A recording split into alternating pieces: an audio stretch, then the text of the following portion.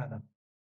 یک کتابی آقای نسیم طالب دارن به نام Skin in the Game یا همون پوست در بازی که نشر نوین هم چاپش کرده. توی فیدیبو میتونید تهیهش کنید. توی پادکست بی پلاس آقای علی بندری هم در موردش صحبت کردن و خلاصه کتاب رو گفتن. همچنین توی اکوتوپیا هم در موردش صحبت شد توی یکی از قسمت و من توصیه میکنم که حالا این کتاب رو یا کامل بخونیدش یا حداقل خلاصش رو یا گوش کنید یا بخونیدش. چیزی که من یادمه ازش و ممکنه درست نباشه و دقیق نباشه این بود که توی این کتاب می اومدن در مورد این حرف می زدن که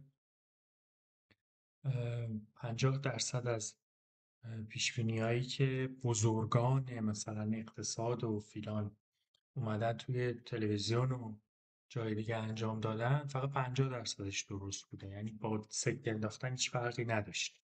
خیلی کلا آقای نسیم طالب آمارهای خیلی زیبایی میان ارائه میدن و نگرش ما رو در مورد بایاس ها و نمیدونم اینا خیلی خوب میان به چالش میکشونن که خب این کتاب بلک سوامشون هم خیلی معروف شده بود و فکر کنم اصلا با این کتاب معروف شده. البته دفعه اول من این کتاب رو پوستربازی رو از زبان دوست خوبم امیرحسین توی شرکت اسنپ شنیدم.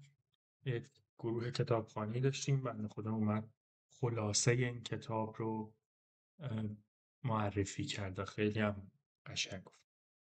خلاصش این که توی این کتاب بعداً میاد میگه که اگر میخوای مطمئن بشی که طرف مثلا حرفی که داره میزنه رو بهش خیلی ایمان داره و الکی حرف نمیزنه، بیا بهش بگو پوستشو بیار توی بازی، پاشو گیر بنداز، بهش بگو که آقا بیا اه، شرط ببندی، شرط میبندی روی این قضیه، تو داری یه ادعایی میکنی دیگه، میگی مثلا فلان اتفاق فلان موقع میفته، بیا اینو شرط ببند روش و شرط بندی کن روش و اون موقع دیگه طرف نمیتونه حرف الکی زده باشه، فقط یه مقداری شاید دقت صحبتش بالاتر بره، بهتر بشه.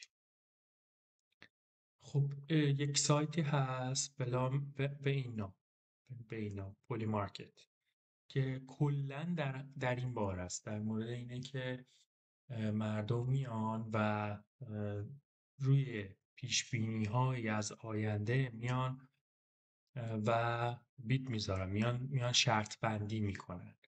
من نمیگم شرط بندی رو تایید نمی کنم، حالا این سایت هم پلن درآمدی خودشو داره، نمیگم هم کاری که داره میکنه چقدر موثقه، ولی میخوام بگم پیش هایی که پس توی اینجا میشه که از جمله مثلا داریم میبینیم یکی از این پیش ها رو اه، به نظر میاد که یه مقداری باید موثق تر باشه از اون چرند و پرندایی که توی این طرف و اون طرف ها میشن، یا اون عزیزانی که میان مثلا میگن که فلان اتفاق میافتد تا فلان موقع یا نمیافتد.